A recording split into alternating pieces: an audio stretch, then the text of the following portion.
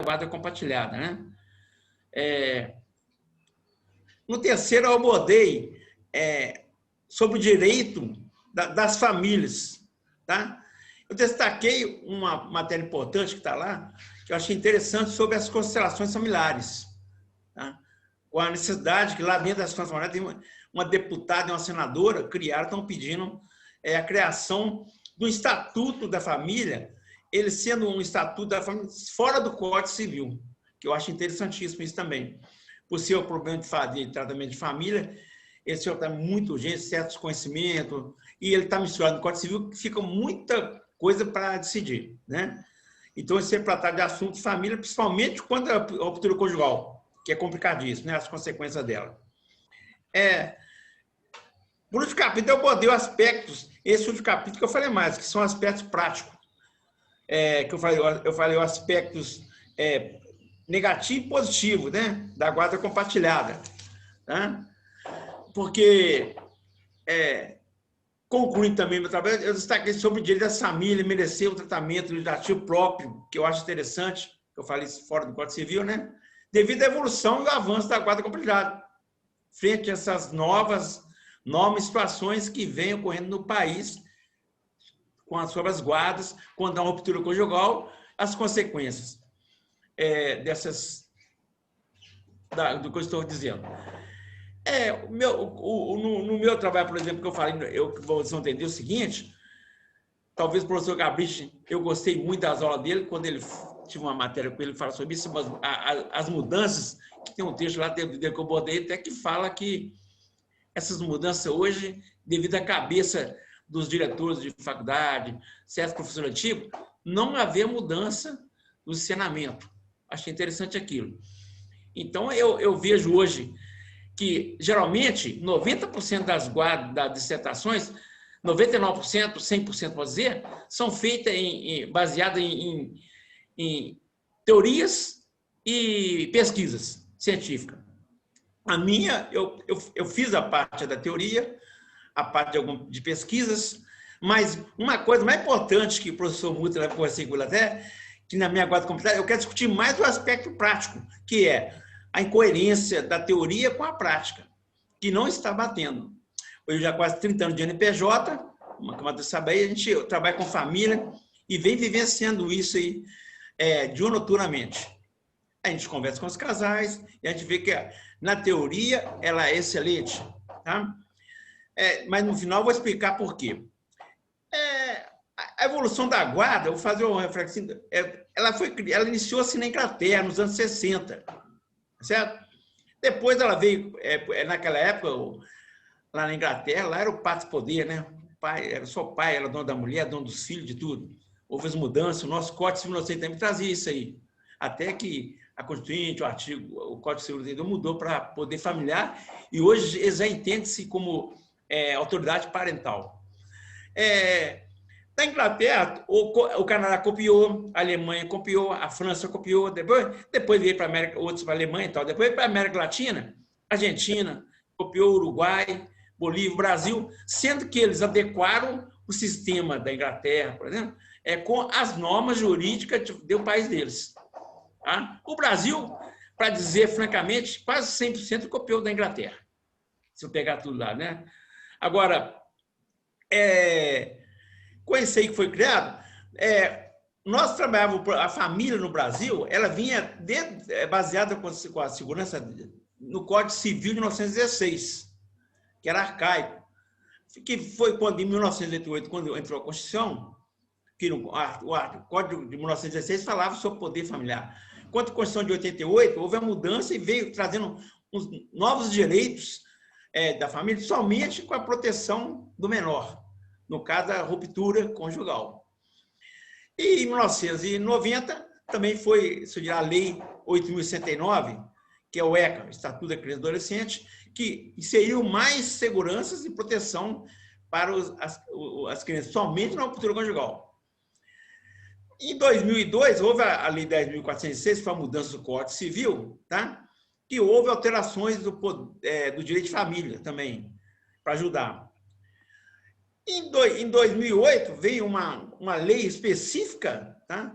que é a positivação da guarda compartilhada, que é a Lei 11.698. Ela positivou a guarda compartilhada no país, as orientações. Sendo que, em 2010, devido a vários problemas da dissolução do Estado, quanto às visitas, impedimentos, aqueles problemas da guarda unilateral, veio a lei, que é a Lei 12.318, que é da alienação parental, que também ela é muito aplicada hoje nos procedimentos da guarda unilateral. Tá? Com várias aplicações que não lá. E em 2014, tem uma lei 13.058, que ela atualizou a guarda compartilhada com relação ao código. Né? Isso é um breve relato de como veio a guarda. Agora, posteriormente, eu vou entrar agora na fato, não vou detalhar muito, porque tem muita coisinha, é longa. O trabalho está na mão dos senhores, se eu ver para falar. Mas a guarda compartilhada, o que eu quero dizer, na teoria, ela é muito positivista, ótimo, excelente. Mas o que eu quero dizer mais, o que está trazendo mais problema da guarda compartilhada é na prática. Porque o que está acontecendo? Eu vou falar um pouco agora da parte teórica e científica e vou falar, fundamentalmente, o que eu preciso falar mais, que é a prática. Porque, quando na teoria que aqui na FET, nós temos 5 sessões de conciliação. Eu participo como conciliador e tenho curso mediador. Aí você me pergunta assim, o Código Civil, muito bem inteligente, quem colocou, trouxe a obrigatoriedade das partes manifestar sobre o interesse do ação de conciliação. É muito ótimo, entendo que sim, tá, o diálogo. Somente na ruptura conjugal, que traz sequelas violentas para os filhos. Porque o casal já havia amado, tinha problema, aí, entendeu? Os filhos que sofrem. Só que, né, a gente vê aqui na FET, eu tentei fazer uma pesquisa empírica, mas a dificuldade você esbarra. Porque quando você chega na secretaria, aqui em Lafayette, estou dizendo, com a maioria do juiz, promotor, eles falam que não tem essa pesquisa, com a consequência, como é que talvez não tenha essa pesquisa, eles não conseguem te falar, falam que não tem funcionário, que a secretaria está falando, então é dificuldade. Então, eu saí da pesquisa empírica e trabalhei mais no dedutivo. Então, e fiz uma pesquisa própria dentro do NPJ com o meu trabalho, na prática. Que eu conversei com casais e a gente observava que casais, entendeu? Que não tinha estrutura, aquele casal que um tinha o poder que tinha maior, o outro ficava com menor, havia problema na guarda lateral. Você vê que a guarda lateral ela não é viável e não traz nenhuma segurança psicológica para os filhos. Hoje a guarda compartilhada é a ideal. Entendo que tem a ver as mudanças. Então, nas conciliações, a gente vê o seguinte, muitas das vezes, as conciliações, a justiça, infelizmente, vocês são doutores, sabem disso, elas trabalham com estatística. Então, marca as conciliações de 5 segundos cada um. 5 minutos, você não consegue conversar com ninguém. Chega lá dentro, quem faz a conciliação? São alunos. Não estou desmerecendo os alunos. Tem que ter um juiz, um doutor, não, eles não ficam. Então, às vezes, eu estou fazendo uma audiência às 13h15, um aluno vem lá, outro fala, doutor Carlos, tem um dia o senhor lá, está começando, nós estamos fazendo assim, depois o senhor assina lá. Eu tenho que chegar lá, assinar uma decisão que eu não participei, com o promotor. É um promotor para 5 bancos, na adição do Estado. Não conversa também e tal. E os orientadores, parece que os conciliadores, parece que são orientados a forçar a guarda compartilhada. E o casal que chega lá nem sabe o que é uma guarda compartilhada, as consequências, as obrigações, entendeu? Então, quando tenta isso, não tem um psicólogo, não tem nada. Então, a minha ideia nisso aí, inclusive eu citei dentro do meu trabalho, seria o quê? A criação, como não foi isso eu copiei de um projeto também, que teve em tramitação na Câmara, foi arquivado, eles não reconheceram, agora em 2020, no seu nome dele, tem um outro deputado tentando copiar esse processo, que é obrigar ao tribunal a criar-se uma oficina, tá?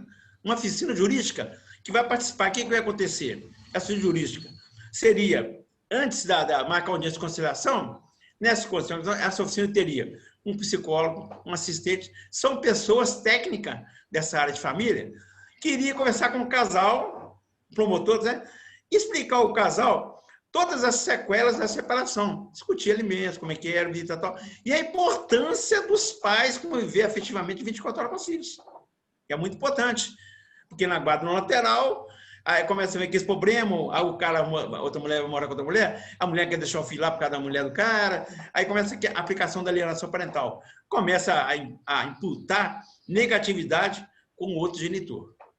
Aí o filho fica aqui na cabeça e traz problemas sequelas, que hoje nós já vimos casos aqui, eu mexo com a infância e juventude de Lafayette, 99% do caso são desestruturados em família de periferia e que vem de pais separados, pais drogados, e não tem nenhuma estrutura do Estado, nenhuma proteção. Então, na guarda compartilhada, o que eu achei interessante que a gente ser?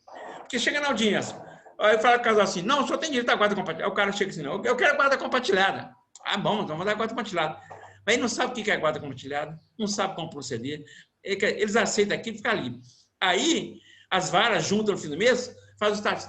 Ó, Lafayette, 5 varas de família, fizeram 1000 audiências de família. E nessas 1000 audiências, obteve resolução de conflito em 70%. Mas qual conflito? Conflito do processo. A justiça arquivou. Mas aquele conflito, gerado mal, aquele conflito no processo, olha a sequela que vem. Depois dele foi mal, não foi orientado em nada, aí vem uma regulação de visita, motivação de guarda, execução de alimento, perca de paternidade, enfim, várias coisas. Por quê? Em consequência de uma dissolução conjugal mal orientada.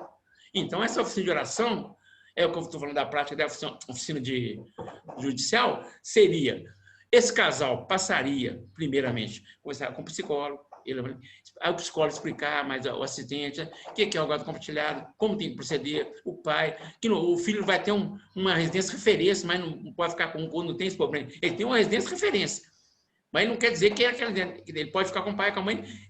O filho vai ter aquela segurança de saber que 24 horas tem o pai e a mãe participar da vida dele. É importantíssimo. Isso traz segurança psicológica, um porto seguro, que ele sabe, o pai está comigo, minha mãe está aqui na cestinha. É excelente nesse ponto da teoria. Mas só que na prática não está acontecendo. Então, depois que essa oficina jurídica, casais passados por assistente, psicólogo, esse assistente passaria para juiz, tinha um promotor lá, vamos marcar daqui 15 dias ou 20 dias uma audiência de conciliação. Que quando o casal chegava nessa audiência, que a primeira seria uma preparatória com a oficina jurídica, para eles terem conhecimento do que é a sequela. Quando chegasse na audiência de conciliação, ele já sabia o que era o guarda compartilhado. Não, ele tinha noção de refletir, isso é muito bom para mim e para o filho, tá certo? É muito difícil pegar uma dissolução conjugal que casal eles têm diálogo, essa coisa. É difícil hoje isso. Então, a gente fez. Então, o senhor preparar. Vai ter sequela? Sim, mas vai minimizar essa sequela. Porque quando chegava lá, ele sabia o que era compartilhado, como que ele ia participar dessa guarda, qual a obrigação dele, o que ele deveria fazer.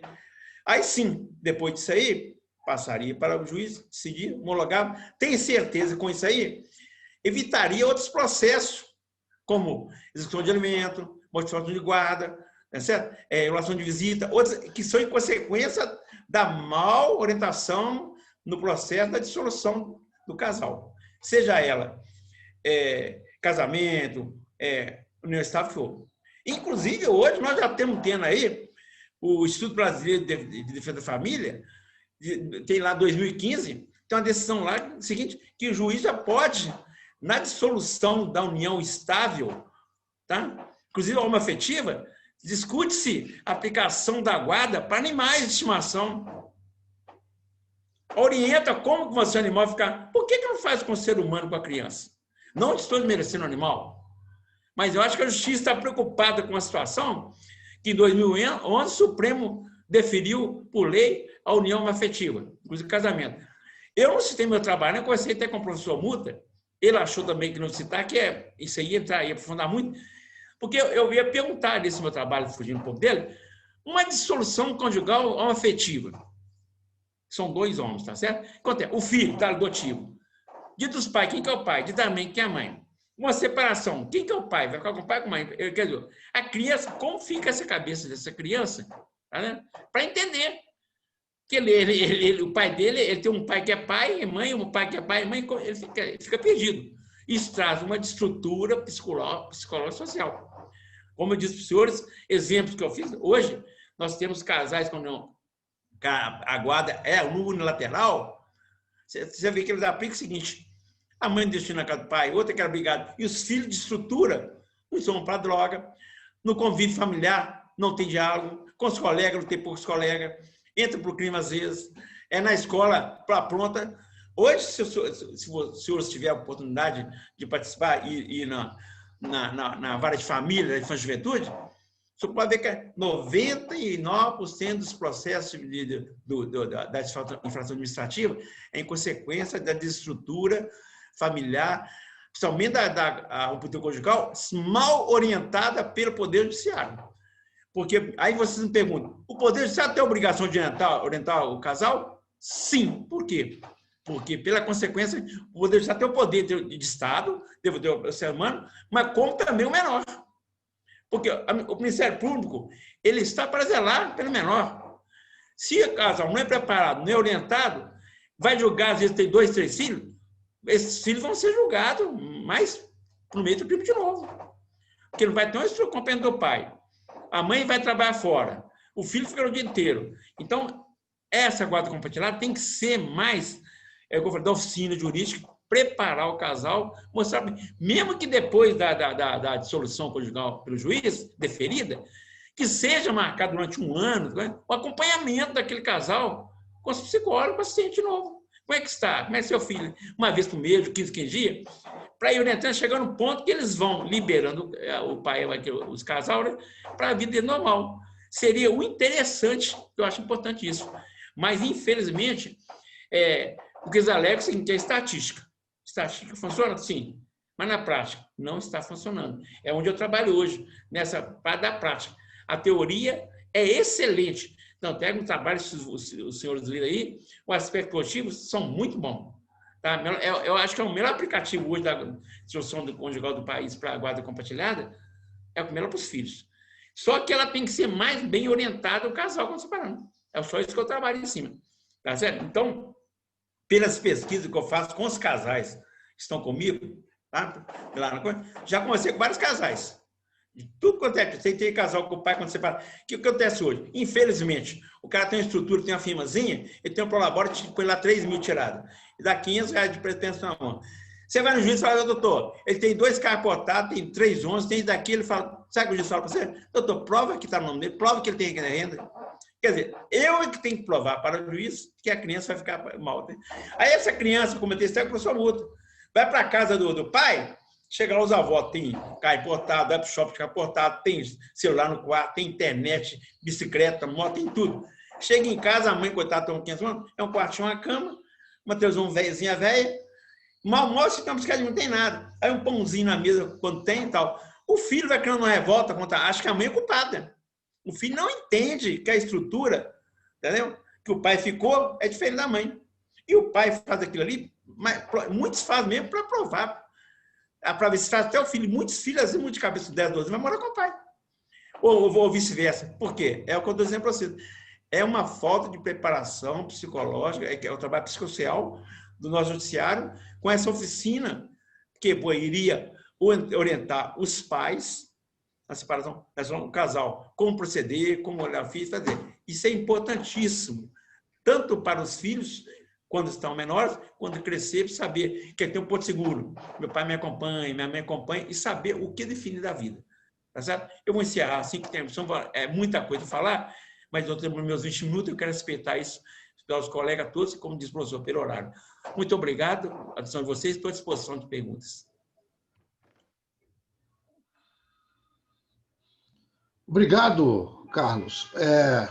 Você, de fato, cumpriu regiamente o horário estipulado. Mas vai haver oportunidade aí para falar um pouquinho mais a partir da manifestação dos nossos convidados.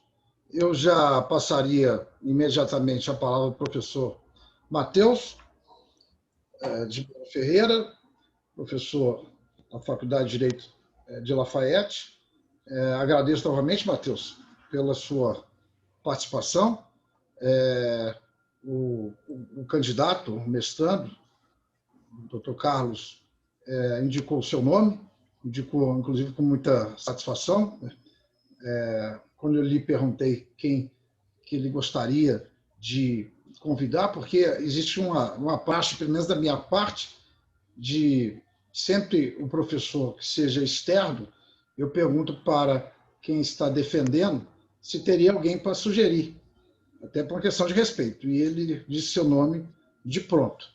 E aí eu agradeço novamente aí a sua honrosa participação aqui na nossa defesa no programa de mestrado de Direito da Universidade FUMEC. E eu imediatamente já passo a palavra para você, Matheus. Muito obrigado. Bom, primeiramente, bom dia a todos. Muito obrigado pelo convite, Carlos. Muito obrigado pelo convite, Antônio. É um prazer poder participar da banca do meu colega de Faculdade de Direito, Conselheiro Lafayette. Curiosamente, todas as bancas que eu participei na minha vida depois do doutorado foram todas na plataforma virtual. Então, eu ainda não tive a experiência de fazer uma banca presencial de mestrado e doutorado, né, que eu fui doutor um pouco antes da pandemia até também. Ainda defendi no finalzinho da época que ainda existia um antigo modelo de ensino, né, com beca e ensino presencial. Não sei como serão os próximos anos, né? Mas, bom, cumprimento também o professor Frederico, cumprimento a todos os presentes aqui na defesa do caro colega Carlos. Bom, Carlos, eu tenho algumas questões para levantar, para a gente poder discutir em relação ao trabalho, né? Antes de ingressar em questões técnicas, em questões de cunho material e formal do texto, eu gosto sempre de pensar qualquer trabalho acadêmico como uma assinatura. O trabalho, aquele conceito de Derrida, né? O trabalho, ele tem uma assinatura nossa que é a nossa marca, aquilo que a gente deixa no trabalho, é aquilo que linka o texto com a nossa vontade, com o nosso pensamento e tudo mais. Eu vejo que o seu trabalho, essa assinatura, ela é muito presente. Você tem uma grande experiência no núcleo de prática jurídica da instituição, se eu não me engano, mais de 20 anos no NPJ. 30. Oi? 30 anos. Então, assim, da minha idade, praticamente, você já estava lá no NPJ quando eu nasci. E já estava trabalhando com essa questão da guarda, que sempre foi uma demanda recorrente nos núcleos de prática das instituições de ensino. E eu acho importante, quando a gente vai fazer um trabalho acadêmico, a gente trazer esse horizonte de expectativas, esse horizonte pessoal também, e projetar isso no trabalho. E foi o que você fez. Era uma inquietação sua, algo que você trabalhou durante muito tempo, algo que você sempre quis, com certeza, pensar um pouco a mais, rever isso a partir de uma bibliografia, aprofundar nessa temática, enfim. Então, eu acho que essa questão da assinatura do seu trabalho era uma questão muito evidente, né? E eu valorizo isso muito. Eu acho que a gente tem que fazer trabalhos acadêmicos, nós temos que escrever, seja uma monografia, uma dissertação, uma tese, seja o que for, sobre aquilo que nos provoca, né? Aquilo que nos causa inquietação. Bom, nas questões práticas do trabalho. Vamos lá. Eu fiz duas. Vou trabalhar em duas óticas. A questão do trabalho escrito e a questão da apresentação, porque eu acho que ambos se complementam, né? E servem também para a gente poder ter um guia de leitura do trabalho escrito, né? A sua apresentação, a sua exposição. E o trabalho escrito também, algumas omissões que nós temos nele, a gente pode conseguir captar isso da sua exposição aqui. Primeiro, eu senti falta, Carlos, foi de um aprofundamento no seu referencial. Eu vou me apegar primeiro às questões de cunho metodológico. Eu senti um pouco de falta você trabalhar uma bibliografia que não fosse uma bibliografia, apenas uma bibliografia primária, mas também uma bibliografia secundária, né, que eu acho importante. Você trouxe autores hoje, eu leciono Direito Civil, são os autores que a gente trabalha em Direito Civil, Maria Berenice Dias, o Nelson Rosenwald, enfim. Mas esses autores, eu sinto que para um trabalho acadêmico, um trabalho como uma dissertação, eles não criam o diálogo necessário que a dissertação nos exige, né? A gente precisa de algo a mais. Tudo bem, temos um empecilho da pandemia, questões de acesso à biblioteca física, enfim, eu sei que nós temos outras questões aí que influenciam. Mas hoje, até pela possibilidade de ter acesso a bancos de dados virtuais, enfim, eu acho que era importante você ter linkado o seu trabalho, dialogado com referências um pouco mais robustas no sentido daquilo que você está se propondo. Por exemplo, uma determinada passagem no capítulo 3 da sua dissertação, quando você foi trabalhar a questão das constelações familiares, que é um tema de extrema atualidade, né? Um tema necessário de ser discutido nos bancos acadêmicos. Você foi muito sucinto para trabalhar aquele tema ali, que é um tema que poderia linkar com o seu tema-problema, e você poderia ter desenvolvido mais. Então, eu senti isso no aspecto metodológico da referência, essa necessidade de ter um maior aprofundamento pelos limites que a dissertação de mestrado nos apresenta. Quanto ao cunho formal, metodológico, são questões que eu prefiro não trabalhar também. Eu acho que não faz jus numa defesa de dissertação a gente trabalhar, né, se ater a essas questões, são importantes, dão um tratamento estético ao trabalho, mas, na minha opinião, agora não são de primeira monta. No primeiro capítulo,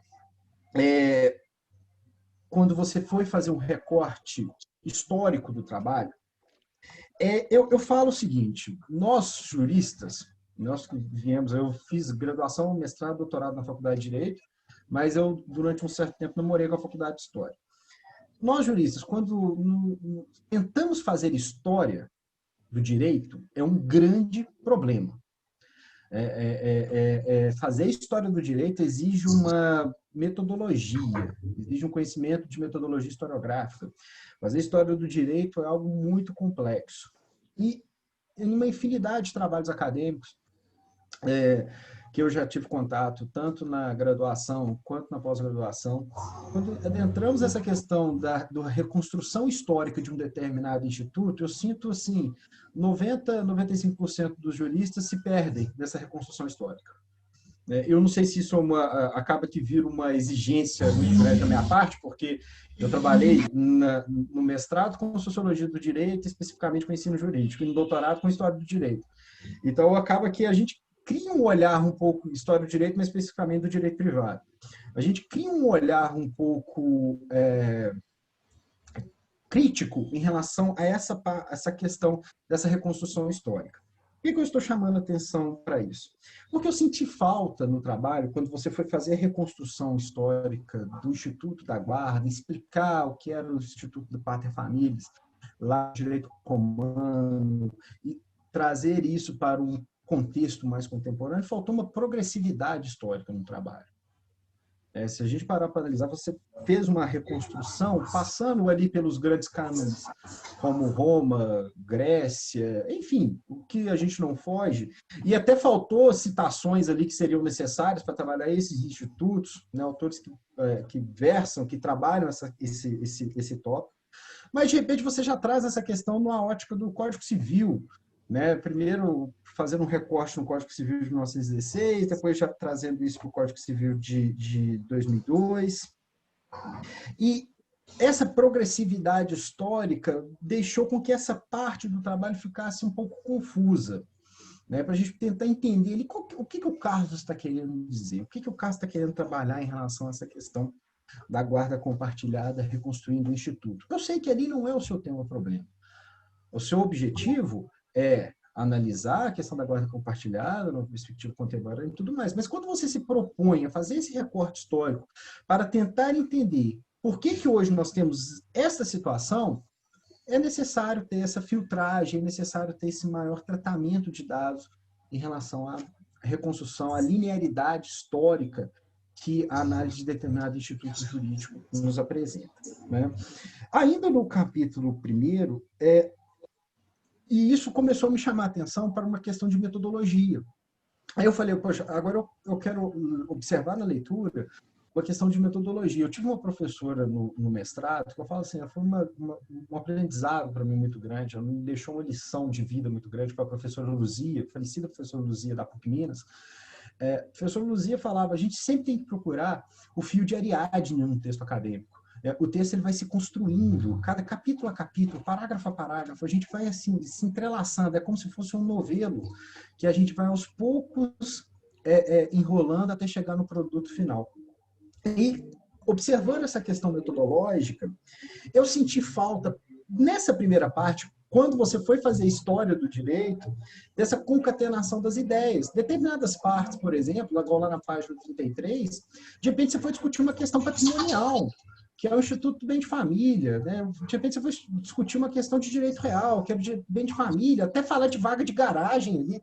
Mas não, peraí, por que isso aqui está chegando aqui nessa parte do texto? Não é o momento, não é necessário.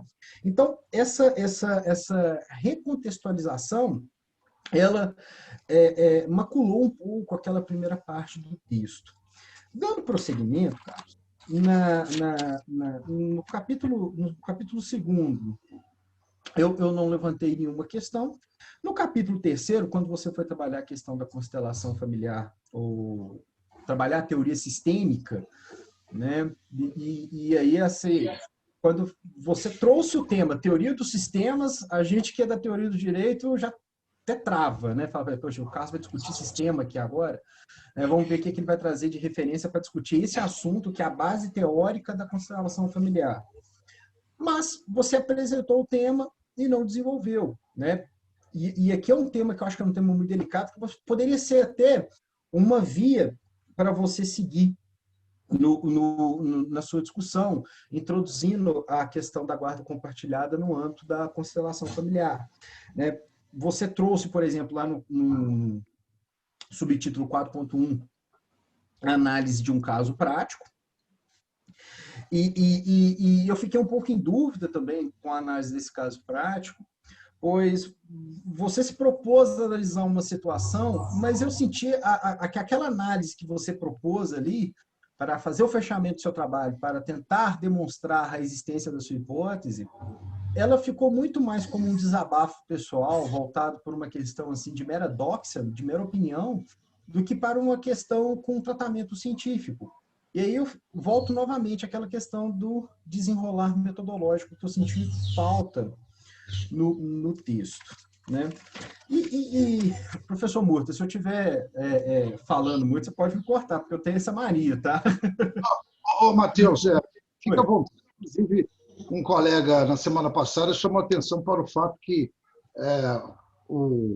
quem defende a dissertação tem um prazo, tem um limite. Agora, quem faz parte da banca enquanto membro examinador, o prazo é ilimitado. Fica à vontade, tá? Não, obrigado. Mas, enfim, com relação a essas foram as questões que eu pincelei no trabalho escrito, né, que eu gostaria de chamar sua atenção para isso. Eu acho que o nosso papel numa banca é discutir, é dialogar, é demonstrar, porque todo mundo já passou por uma banca, Carlos. Todo mundo já passou, eu passei, o Murta já passou, o Frederico já passou. A gente sabe o que é estar aí desse lado. Não é fácil, ainda mais numa situação como essa que a gente está vivendo, a gente não tem esse tratamento pessoal, a gente não está ali encarando a pessoa no dia a dia, na hora, né? É difícil, faz parte, mas a banca é isso, é um espaço de debate, é um espaço de discussão. E é um momento, quando a gente se sujeita a fazer um mestrado, nós temos que ter em mente que vai chegar essa hora. A gente vai colocar o nosso trabalho para aprovação, para discussão, né? E quando a gente coloca um trabalho para aprovação, para discussão, vai surgir críticas, vai surgir elogios. Então, isso é natural, faz parte, né? Bom, com relação às questões da exposição sua, Carlos, eu queria chamar a atenção de duas coisas. Primeiro, e aí eu vou até deixar uma pergunta para você ao final. Primeiro, quando você foi trabalhar a questão da guarda compartilhada envolvendo aquilo que eu gosto de chamar do aspecto protetivo do direito contemporâneo, especificamente direitos animais, né? Hoje é um tema dentro do direito protetivo, é uma questão onde a gente trabalha uma ótica dos direitos humanos para não humanos, né? É o nosso direito tentando trabalhar a partir de novos paradigmas, de novas projeções. Não vejo isso como um problema, não vejo isso, eu vejo isso como, na verdade, uma necessidade, porque as novas constituições familiares também, elas colocam o animal como um ente familiar, e aí o direito tem que apresentar respostas para tanto, né? Eu vejo, aqui eu moro no Grajaú, aqui na Silva Lobo, a gente só encontra famílias com um cachorro passeando. Todos no meu prédio, todo mundo tem cachorro. Hoje o cachorro é mais comum dentro de uma casa, um gato, sei lá qual for o animal de estimação.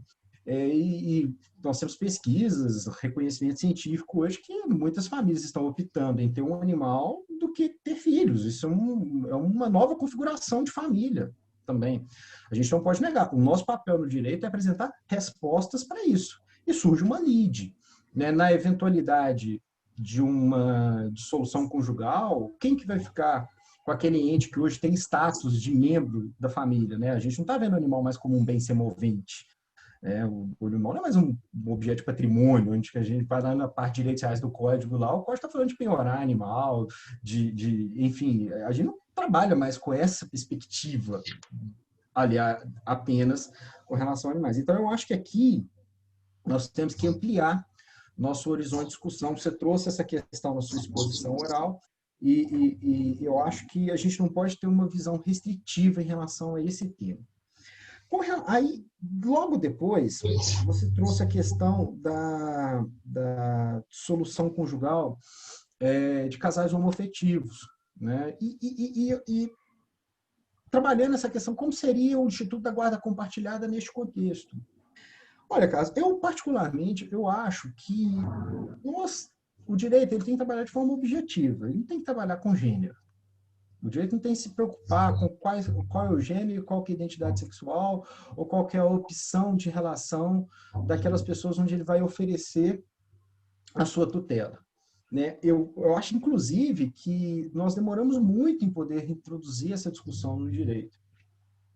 E essa é uma questão muito delicada, porque eu acho que a gente não pode projetar aquela questão do círculo hermenêutico gadebariano, né? A gente não pode ter uma projeção de nossas expectativas pessoais naquilo que a gente acha que o Instituto deveria se valer. Não.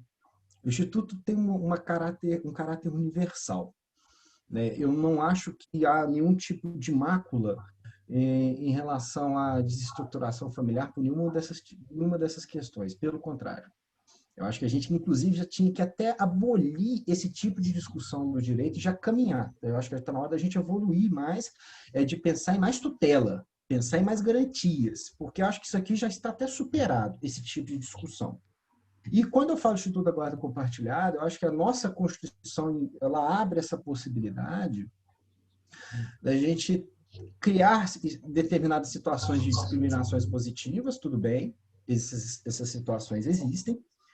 Porém, essas discriminações positivas são discriminações autorizadas constitucionalmente, ponto. São aquelas situações onde nós vamos buscar o reequilíbrio da sociedade. Trabalhar essa ideia do equilíbrio que a gente sempre tem que buscar, né? Isso aí é a nossa finalidade. E uma sociedade que sempre foi pautada numa visão, principalmente no direito civil, na minha disciplina, no meu mundo, história de direito civil. Nós temos um direito civil extremamente patrimonialista, um Código Civil, por exemplo, o Código Civil de 1916, ele tem uma identidade muito grande, ele é feito para o homem casado proprietário, né? E depois torna-se um código totalmente incondizente com os microsistemas que vão surgindo no direito a partir dos anos 80, com a Constituição, então, torna-se um código, assim, problemático. Vem o Código de 2002, mas quando a gente pega para funcionar o Código de 2002, vem um problema também, porque o Código de 2002 ele não é um projeto moderno. O Código de 2002 é um projeto feito dentro da ótica do Código de 16. Né? Você pega ali quem que foi cada um dos juristas que trabalharam os capítulos de forma segmentada do código, a gente tem um descompasso em relação ao pensamento. E falta, inclusive, eu acho que falta até um trabalho acadêmico para analisar essa parte do direito, né? Qual que era o horizonte de cada um daqueles juristas que eu vou pôr. Enfim, isso aqui não é o nosso objeto de discussão. Mas o que eu estou querendo te dizer? Eu acho que você poderia ter trabalhar determinados pontos da dissertação de uma forma um pouco mais abrangente, ter feito esse maior link metodológico na dissertação, ter desenvolvido algumas dessas temáticas, e você tem uma experiência prática nesse assunto que é gigantesca, é uma experiência prática de 30 anos. Você poderia ter trabalhado ali na dissertação um caso para dissecar uma situação que você vivenciou, para analisar esse instituto e não restringir isso a 2, 3 páginas. Porque a sua assinatura naquela questão, para quando você se expõe ali como um advogado que há anos milita no âmbito dos núcleos de prática jurídica e trabalhando com essa questão da guarda compartilhada, incomodado com isso, era a hora de você assim, arregaçar as mangas ali e falar assim, isso aqui eu vou entrar. Aqui que a discussão que eu quero propor. E eu tenho um caso prático, tanto aqui, eu tenho alguns casos, algumas situações que eu vivenciei, onde eu poderia fazer uma análise desse instituto e mostrar quais seriam as possibilidades ou não. E a questão que você propôs sobre a oficina de instrução, sobre o que é a oficina jurídica, sobre o que é o Instituto da Guarda Compartilhada. E aí, Carlos, eu acho que a gente, muitas vezes, nós confundimos, a gente cria invalidades em relação a certos institutos jurídicos devido à falta de gestão judiciária que nós temos. Os problemas de administração judiciária, eles, né, por falta, como você trouxe, por falta de pessoal, por falta de estrutura, pelos problemas que todos nós conhecemos, que os tribunais passam, enfim, os problemas de gestão do judiciário, eles não podem ser confundidos com problemas de direito material. Tem direito processual, se formos analisar. Ele é uma questão administrativa que influencia, obviamente, a aplicação de certos institutos, mas que não invalidam esses institutos. Então, por exemplo, quando você trouxe você fez uma pergunta na sua exposição oral. O que seria uma guarda compartilhada positivista? Eu fiquei na dúvida sobre isso. Guarda compartilhada positivista, quer dizer, a forma como a lei projeta isso e na prática não é assim que as coisas vivenciam. Ou quando você trouxe essa questão da instrução para os litigantes ali sobre quais são os efeitos da guarda compartilhada, como que a gente poderia ter uma equipe transdisciplinar, por exemplo, para instruir as pessoas que vão se submeter a esse regime. Isso é algo valoroso. Então, encerrando aqui minha exposição, vou passar a palavra para o professor Frederico, eu gostaria depois, eu não sei como vai ser o procedimento, professor Murta, se vai passar para o Frederico e aí depois o Carlos faz as considerações dele. Eu só queria que o Carlos, depois ele falasse um pouco mais sobre o que ele compreende como essa oficina jurídica para o Instituto da Guarda Compartilhada, para a instrução das pessoas que vão submeter posteriormente a esse regime.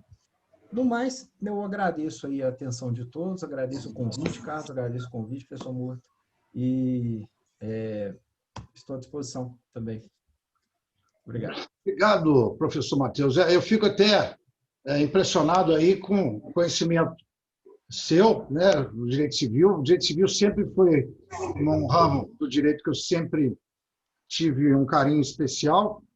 Eu acho que o direito civil diz respeito ao dia a dia de todos nós, são as relações privadas, né? É o que mais nos aproxima enquanto membros da sociedade. E aí eu tive aí a oportunidade de aprender um pouquinho aí com o Carlos nessa dissertação e nessa defesa também. Nós vamos seguir o que é a praxe, até porque diferente poderia ter uma confusão até na defesa da dissertação, e a praxe na defesa é o membro da banca faz sua intervenção, e logo na sequência o mestrando apresenta a sua resposta, para que depois o professor Frederico... Vocês concordam assim, Frederico e Matheus? Vamos seguir o tradicional, pode ser? Então, Carlos, você teria aí, eu agradeço novamente as palavras do professor Matheus, acredito que se você for responder tudo que ele ponderou, nós ficaremos aí a vacina ser inventada, né? Então, como a gente não pode esperar a vacina, você tem um tempo aí que você é razoável para poder fazer a sua consideração e o esclarecimento ao professor Matheus. Obrigado. Primeiramente, eu quero agradecer muito ao professor Matheus pelas suas colocações, que é um saber jurídico, e como o senhor diz, não só para nós, mas para os alunos dele. Aqui na faculdade, a gente conhece o trabalho do Matheus. Pessoa muito dedicada, e sempre foi assim. E diga-se de passagem, eu estudei com a mãe dele também é igual ele também, mas ela é uma trabalhadora social também, é uma pessoa muito dedicada. O avô dele trabalhou comigo na Rede Ferroviária, então é uma família que eu conheço, a mãe, ele é dedicada. Talvez eu queria ter um pouco de conhecimento como ele, mas infelizmente a minha idade já não permite mais isso, né? Eu peço desculpa ao professor Matheus por certas colocações que o senhor fez aí, que são da parte mais científica e teórica, que, infelizmente, é o que você disse, eu busquei mais aquilo que da prática. E não é muito comum nas dissertações essas colocações práticas. Geralmente são trabalhos científicos, que pessoas que falam. Então, está certo. É sobre a paradigma, sobre comparações com os outros países, eu não fiz numa natação, porque eu recebi orientação de vários professores da MEC, que a gente deve evitar na dissertação colocar esse comparação internacional. Citar só, mas não ficar entrando muito nisso. E entrar principalmente no foco que é o trabalho, como você disse, da minha prática 30 anos dentro do núcleo, vivenciando geralmente os problemas, isso aí é um pequeno dos que a gente convive lá dentro, você sabe. Então, por mal que você falou, sobre o que eu disse sobre a colocação, vou no sua pergunta mais principal, mas não vou deixar a ter aos outros fatos que você me colocou, vou buscar eles sim, mais aprofundado, tá certo? Achei interessante, vou ter essa observação. Mas na sua colocação do último, você falou sobre a oficina e sobre a guarda complementar positivista. Eu coloquei esse ponto de vista positivista não no ponto jurídico, assim, contemporâneo, mas assim, o jurídico seria uma guarda complementar positivista quando a oficina, essa oficina jurídica, com psicólogo, preparado, se casal, ela seria, o resultado dessa guarda seria positivo. Isso que eu quis colocar, entendeu? Então, o resultado, na prática, depois de passar por essa oficina, preparado psicólogo, os assistentes, todo mundo, eu tenho certeza que esse casal, seja homoafetivo ou não, tá? Quando vier na prática, com esse concílio, agora compartilhado, o resultado positivo seria enorme, seria um ganho altíssimo, do que hoje não passa por isso. Seria uma visão minha. Talvez, igual você disse, talvez eu estou preocupado com a minha visão pessoal, esquecendo que, lógico, que o jurídico tem que estar tutela, garantias, independente do que for. Essa citação que eu fiz da afetivo não foi com opinião que eu sou contra, não. Porque a meu principal, da guarda complementar que eu quero defender, o meu ponto principal é a proteção, garantia e proteção psicológica do filho. Tá? Independente se são pais homoafetivos, se são, entendeu? Nem são. Eu coloquei isso para ver, porque é a cabeça da criança, como que ela vai desenvolver. Ele, com o pai casa, que é carinho, tem criança, vê bonita, faz aquela coisa mais bonita para a criança, a gente vem aniversário de 1 ano, 2 anos, na escolinha, o pai e a mãe vai, tira retrato, quadrilha, que tudinho. De repente, o menino está com 6, 7 anos, o castelo que ele fazia do pai e da mãe desmorona. O pai sai, a mãe sai, a mãe é outro namorado, o filho não aceita, há problema de crimes até o matar um teado, as consequências disso aí que eu estou querendo trabalhar. Então, esse é a guarda complementar positivista, talvez com essa oficina jurídica, com os profissionais disciplinares, trabalhando ali uns 15 dias antes e posterior também, acompanhamento, seria assim, um desenvolvimento lógico para que pudesse levar esses menores, tá? A ter um desenvolvimento com porto seguro, saber que meu pai, sim, sem problema, eu tenho meu pai 24 horas, minha mãe 24 horas, inclusive até para conviver com novos relacionamentos. O filho conviver com a nova esposa do pai, o filho conviver com o novo namorado da mãe, que nós temos na prática isso aí. Na nossa visão aqui, não é o caso seu, Matheus, que felizmente não casou, né? Mas o professor Capricho tem a situação, o professor Capricho tem a situação dessa, o professor Muta tem, eu tenho, que nós vivenciamos isso. E o professor Muta me explicou na época, quando eu fiz a exposição, na aula dele em 2018, final de 2018, quando eu falei, ele colocou o exemplo dele. Então, quer dizer, ele falou, agora você falando na prática, nem como você vê isso. O professor Muta falou comigo. Minha teoria, na prática, está acontecendo dentro da minha família, com os filhos. E é verdade. Porque o filho fala, vou ficar na casa da minha mãe, que minha mãe tem isso, tem isso. Vou ficar na casa do meu pai, entendeu? Então, não há uma preparação. Quando eu falo da parte patrimonial, não é a preparação de falar que o pai da mãe de... Talvez, se essa oficina jurídica preparasse o pai e a mãe, talvez não acontecesse. Por quê? Porque o pai ia dar um acompanhamento não só afetivo para o filho, inclusive para sustento financeiro melhor. E dar um notebook para o filho, dar uma bicicleta melhor para o filho. Porque a convivência levaria. E o filho não queria revolta contra a mãe ou contra aquele que não detém a guarda. Então, a minha colocação, talvez eu não expressei tão bem, que é esse lado que eu disse assim, a criação da oficina jurídica traria a guarda compartilhada positivista no lado de resultado na prática. Se eu não pude esclarecer, eu te agradeço. Se não pude, você me desculpa e pode fazer outras perguntas. Então, eu te agradeço. Muito obrigado pela sua participação. Gostei muito. Professor Matheus, o senhor está satisfeito? Depois teria, talvez, alguma observação a fazer? Professor Antônio, não estou satisfeito. Eu só queria ressaltar uma questão. Eu acho muito importante, Carlos, e eu valorizo muito, né, quando depois que a gente construiu uma carreira profissional, aposentou, e essa inquietação ainda fica e ainda coloca a cara para bater depois de tanto tempo, como você fez.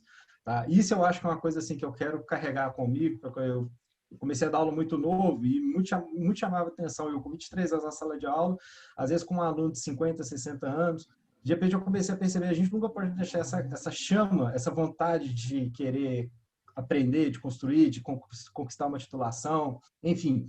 Então, não existe tempo perdido na vida, pelo contrário, você está ganhando tempo fazendo isso, está saindo muito bem em relação a essa questão. O professor Murta não sabe, mas a minha avó é vizinha da mãe do Carlos, lá em Lafayette. É sua mãe, não era, que é a dona Maria, Carlos? Não, é meu pai.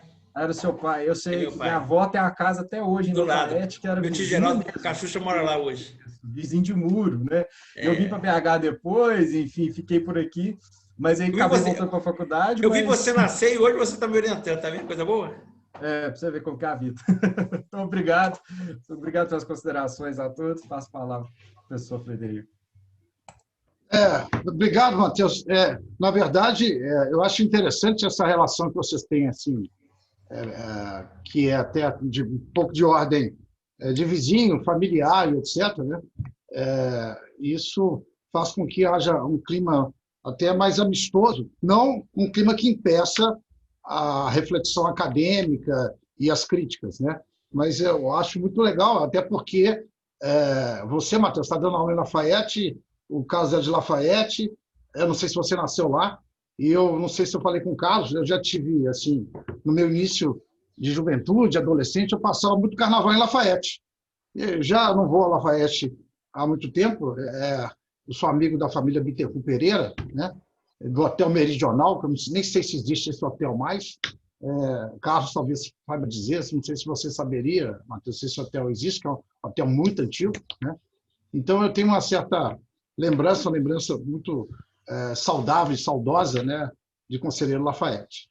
Bem, vamos lá. Professor Frederico Gabriti, agradeço a sua presença novamente. Eu estou em débito, né, porque nós temos aí uma segunda defesa em alguns meses que Vossa Senhoria participa, mas eu sempre conto com a sua parceria aí para nos ajudar e eu sempre me coloco à disposição, muito embora o meu conhecimento seja muito limitado para poder integrar bancas de Vossa Senhoria. Mas a Vossa Senhoria sempre teve um tratamento muito misericordioso comigo.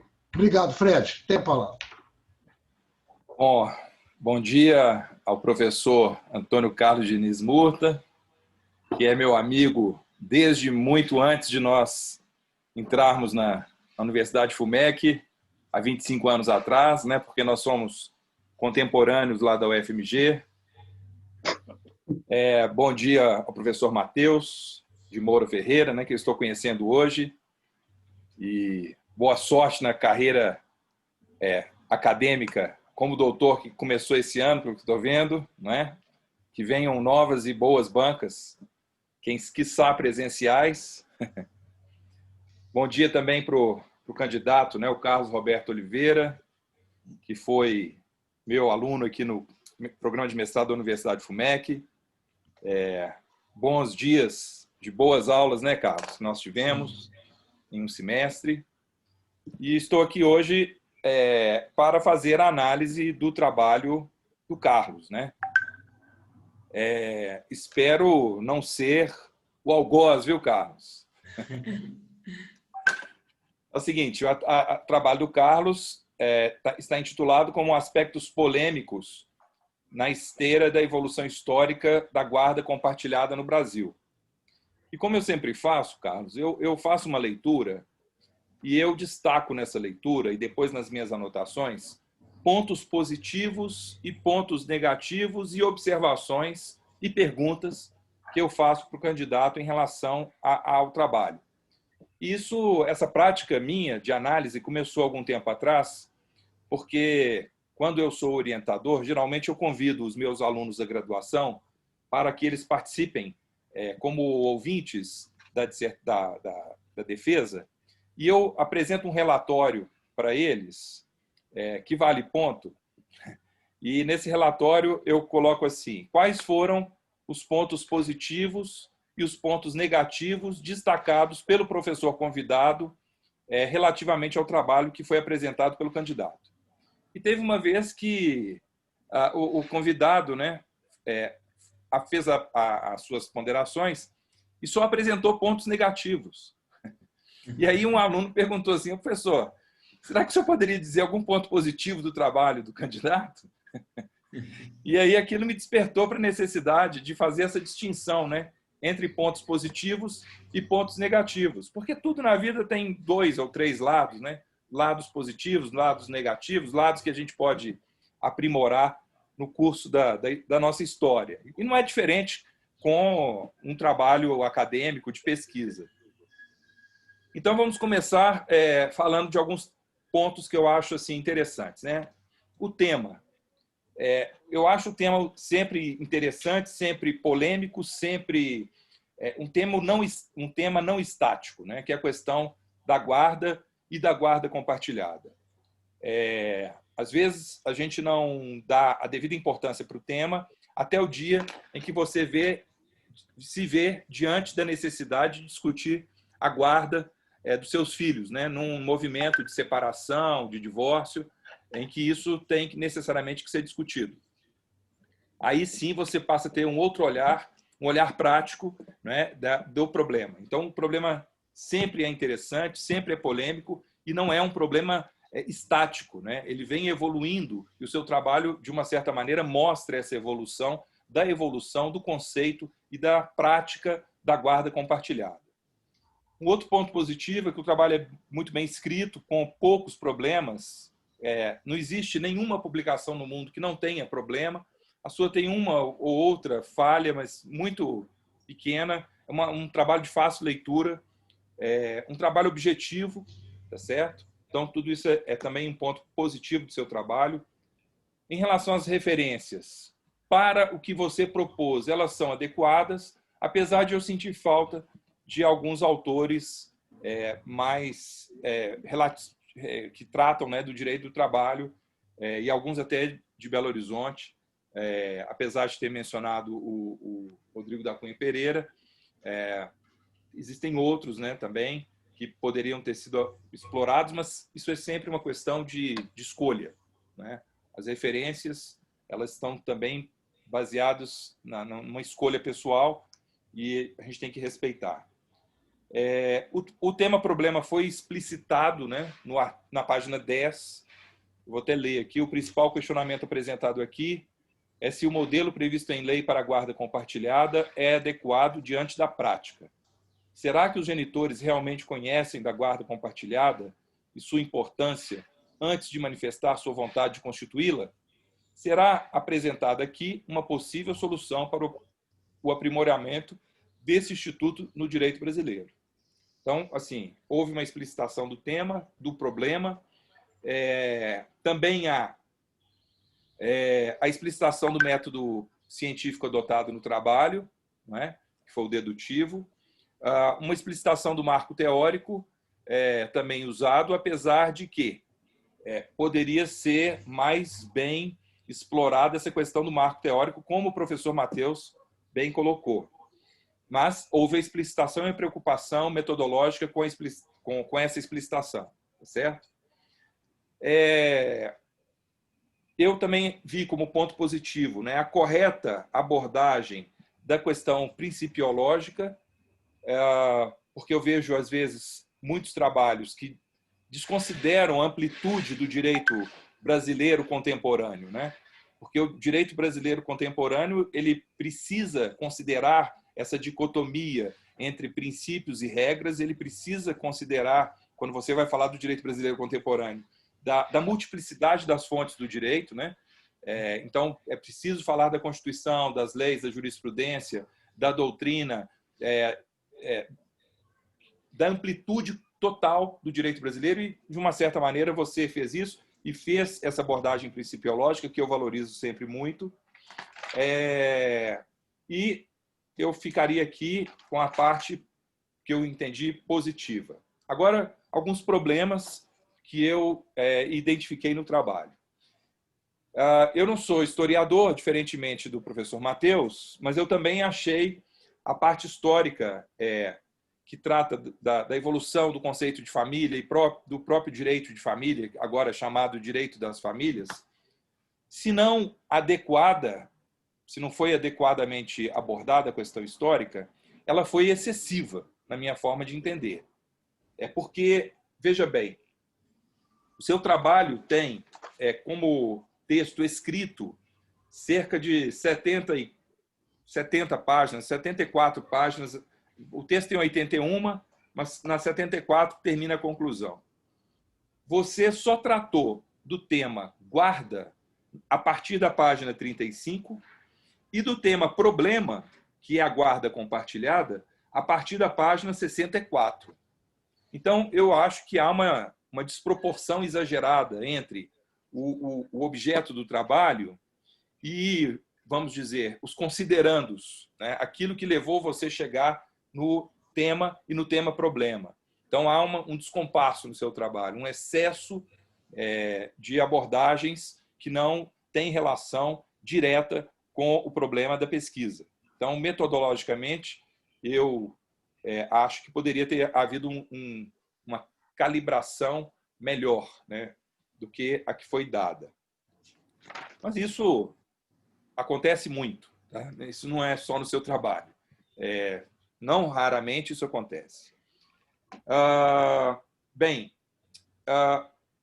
Em alguns momentos, poucos, eu senti falta assim, de uma transcrição da norma a qual você estava mencionando na nota de rodapé. Em algum momento você fez isso, por exemplo, na página,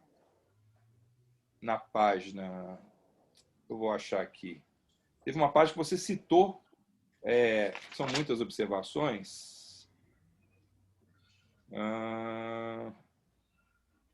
Eu vou achar aqui depois, eu vou ver. Você citou, transcreveu o artigo, mas não falou de qual lei. Então, assim, às vezes faltou esse tipo de concatenação entre a citação e a lei, mas muito pouco, tá? Não compromete o seu trabalho. Deixa-me ver aqui. Na página 20, você pressupõe que o leitor saiba em que consiste, né, um direito fundamental de terceira dimensão. Então, você parte do pressuposto que o leitor já sabe o que é um direito fundamental de terceira dimensão, na página 20. E você tem que se lembrar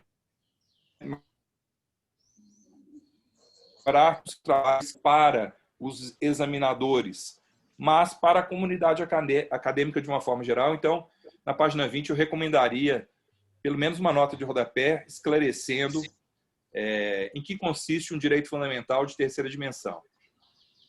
Na página 23, você mencionou que o Código Civil de 1916 ele vigorou até 2002. Na verdade, ele vigorou até 2003, porque teve um ano de vacatio legis. Então, acho que melhor corrigir também isso na página 23. Eu tenho algumas perguntas, tá certo? Deixa-me ver se tem alguma outra observação. Agora, as questões das perguntas. A primeira e fundamental pergunta, Carlos. A guarda compartilhada existe? realmente, sabe? Porque a minha experiência de guarda compartilhada é de uma guarda compartilhada que existe formalmente, mas ela não existe na prática. Então, essa é a pergunta que eu tenho. Será que a inexistência prática da guarda compartilhada é um problema meu ou é um problema comum? Tá certo? Nosso. Eu e o professor Murta, às vezes caminhando aqui na Avenida Bandeirantes, perto da FUMEC, nós discutimos esse problema, sabe? Porque nós vivenciamos a mesma situação. É uma guarda compartilhada que existe formalmente, mas que na prática é uma mentira, pelo menos na minha experiência, e de vez em quando eu converso com o professor Murta, ele confirma a mesma experiência. Então, a pergunta que eu faço, será que a guarda compartilhada existe? Uma outra pergunta que eu mencionaria é assim, Carlos, você acredita na isonomia? Porque você sempre disse no seu trabalho assim, não, a guarda compartilhada é um instrumento de isonomia entre os cônjuges. Será que a isonomia existe? Será que a guarda compartilhada existe? Porque uma coisa é existir formalmente. Outra coisa é existir na prática, na realidade dos fatos. Direito, segundo Miguel Reale, que você mencionou nas suas referências, é fato, valor e norma. O direito começa no fato. O direito não é a norma, ou o texto da norma.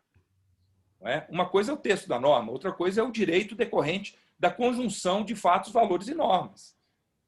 Então, essa é uma pergunta fundamental, que eu não vi resposta no seu trabalho, mas eu gostaria de ouvi-lo aqui.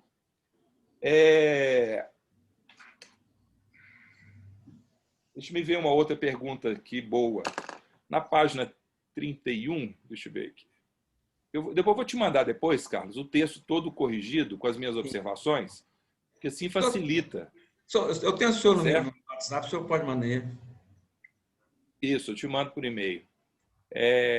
A questão na página 31, você fez uma colocação que foi a seguinte: outro dispositivo que afronta essa nova percepção do direito das famílias seria o artigo 1641 do Código Civil de 2002, inciso 2, que determina a obrigatoriedade do regime de separação de bens para os indivíduos maiores de 70 anos que contraírem matrimônio.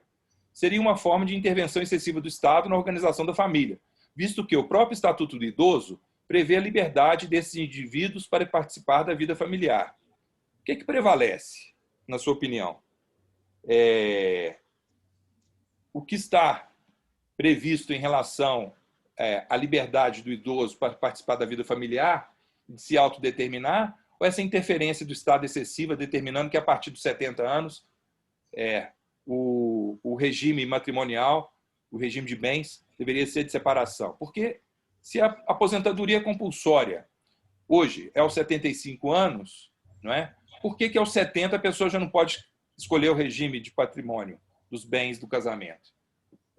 Uma dúvida que eu fiquei, assim, queria ver sua opinião sobre isso. Depois, na página 33, sobre o bem de família, é o seguinte, a mesma dúvida que eu tive, que o Matheus teve, eu também tive. Qual a relação dessa história do bem de família com o tema problema? Como também qual é a relação das constelações familiares com o tema problema? Isso não ficou muito claro. Eu até imagino que a constelação familiar poderia ser usada naquela oficina que você propõe para que os pais entendam o que é uma guarda compartilhada. Ou pelo menos para que os pais tenham melhores condições de exercer a guarda compartilhada e abandonar algumas atitudes que levam à alienação parental e, às vezes, até ao abandono afetivo durante o exercício da guarda compartilhada. Mas isso não ficou claro. Eu só queria a sua confirmação. Foi por isso que você tratou das constelações familiares? Bem. E, finalmente, Carlos, uma coisa que eu não concordo assim com o seu trabalho, mas respeito a sua opinião, é essa tal da autonomia do direito das famílias. Certo? Querer separar e criar um microsistema do direito das famílias à parte e autônomo em relação ao próprio direito civil, por conta de um suposto, né, estatuto das famílias que é discutido no âmbito do Congresso Nacional. Eu, particularmente, não concordo com isso, porque eu entendo que a família, né, o Instituto da Família, seja com qual concepção for, ela tem uma correlação muito grande com outros temas do direito civil. Então, é muito difícil você criar um microsistema do direito das famílias apartado do direito das obrigações, apartado do direito das sucessões, apartado dos direitos da personalidade, apartado do direito empresarial, talvez, né? Porque muitas famílias são famílias empresárias. Então, eu sou crítico, né, dessa história de querer criar uma disciplina nova, de querer criar um estatuto novo, de querer criar um microsistema novo, porque eu entendo que a ciência do direito é uma só e os assuntos e os temas se intercomunicam e essa separação ela acaba segmentando o conhecimento numa época em que o conhecimento precisa ser holístico e um conhecimento que precisa ser, como você mesmo colocou no trabalho, me citando, transdisciplinar. Ele tem que ser inter, multi, pluri e transdisciplinar. Então, um conhecimento que vai além do conhecimento formal, vai além do conhecimento acadêmico. Então, numa época como essa, propor uma segmentação do conhecimento, eu tenho assim minhas dúvidas, tá certo? Bem, acho que são essas considerações que eu tenho a fazer, Carlos, mas eu quero também, como fez o professor Matheus, te parabenizar antecipadamente, porque você é um exemplo na medida em que, já depois de ter a vida feita, né, quer como advogado, quer como professor, você se colocou de novo nos bancos da faculdade, né, da universidade, não apenas para aprender, mas também para ensinar e para contribuir com a sua experiência, com seus colegas, da sua forma, e isso é sempre louvável e merecedor de felicitações e parabenizações, como eu quero fazer aqui agora.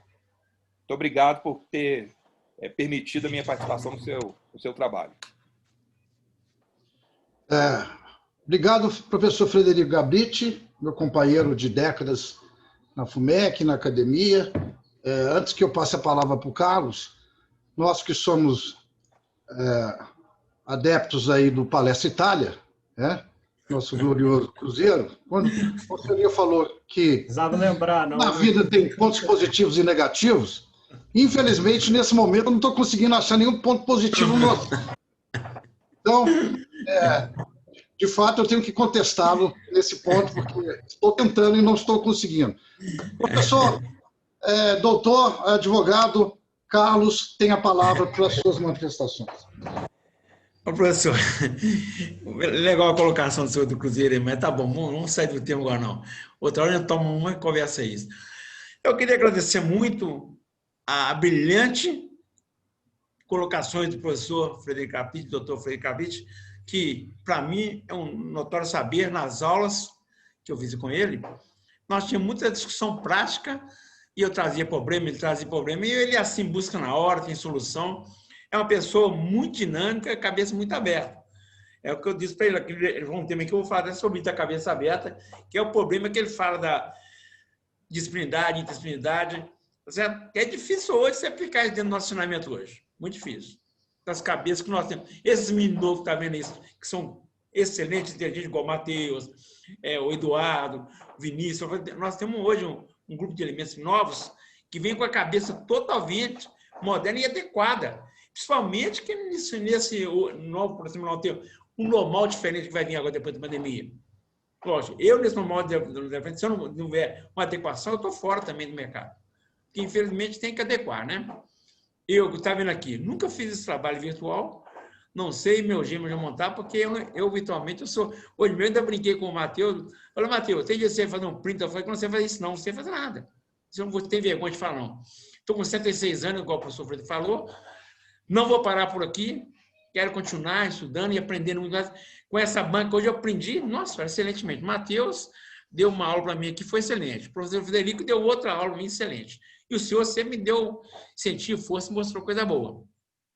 Quanto à primeira colocação da guarda compactada, se existe realmente, eu vou dizer para vocês, eu vou dizer na minha opinião, não existe. Ela existe na teoria, é o que eu te falo aí. Pesquisa científica, teoria, tem muitos autores que falam muito bonito da guarda compartilhada. Mas ela é totalmente coerente com o nosso sistema, com a população que nós temos no Brasil. Uma guarda compartilhada na Inglaterra, olha o nível cultural pessoal da Inglaterra, do Canadá. Tá certo? Agora, você pega o nível cultural do nosso Brasil, que nosso Brasil, 80% é pessoa, classe baixa, periferia. Igual o professor Matheus falou, o nível prático jurídica mexe só com pessoas que a gente pobre, periférico. Pessoa não tem instrução, não tem nada. Você manda assinar, eu já mandei assinar 1000 procurações, não teve uma pergunta para que é. Você confia no advogado, assina. Esse é o nosso nível cultural, que é esse. Quando eu vou conversar com uma pessoa, mandou assinar um documento que eu vou ler, eles riem. Porque o brasileiro não está preparado para conhecimento. Eles fazem as coisas por fazer, sem saber por quê. Então, a guarda complementar não, na prática, ela aceita no papel, que eu falei, estatística. Foi solucionado o conflito na guarda compartilhada? Sim, no papel, na teoria. Mas na prática, ela vai ser colocada, a prática vai ser a guarda unilateral. É o que mais você vê hoje, de cada 10 guardas compartilhadas que a gente faz aqui, 9, ou se não for as 10, vai ser prática unilateral, que o pai não visita mais, não acompanha, entendeu? Só para ficar ali no papel. É onde eu vi da colocação, entendeu? Que eu falo, quando fala que ele fala da oficina, é para preparar as pessoas, quando ele citou na página 10 que eu falar, tá certo? É preparar a pessoa. Que ele fala, será que o casal, o pai sabe quem é guarda compartilhada? O professor ele falou, está na página 10. Hoje eles entram sem saber e saem pior do que entrou. Então, eles não sabem na prática colocar isso, que é a guarda compartilhada. Se eu ver bem, o doutor Frederico, o doutor Muta, que tem uma cabeça, tem uma condição financeira boa, uma cabeça boa, vê esse problema para colocar em prática a guarda compartilhada. Agora, só pensa bem, pessoa que não tem dinheiro, não tem o conhecimento, não financeiro, só financeiro, intelectual, não tem nada. Preferir. Como é que vai colocar em prática isso? É muito difícil. Porque as crianças estudam na periferia, quer escolinha no município, não tem acompanhamento. Quanto a isso. Agora, quanto a acreditar na isonomia, para mim, eu citei, mas não existe. Ela só existe na teoria. Na prática, não funciona. E o meu trabalho foi feito mais na prática. Quando a colocação do artigo 1150, temporada segunda, é aquilo que o senhor falou. Por que se o Estado, eu acho que o Estado está intervindo excessivamente?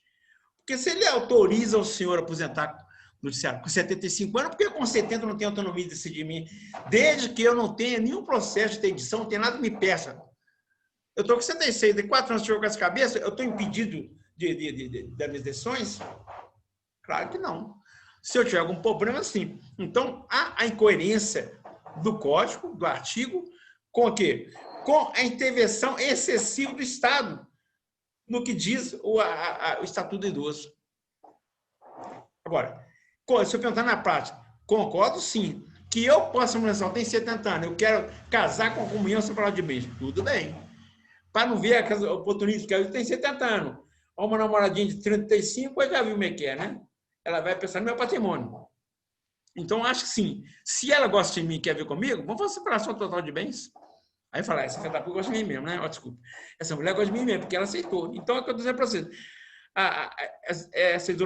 Esse artigo aí, para mim, sim. Eu entendo que é uma intervenção excessiva do Estado. Tá?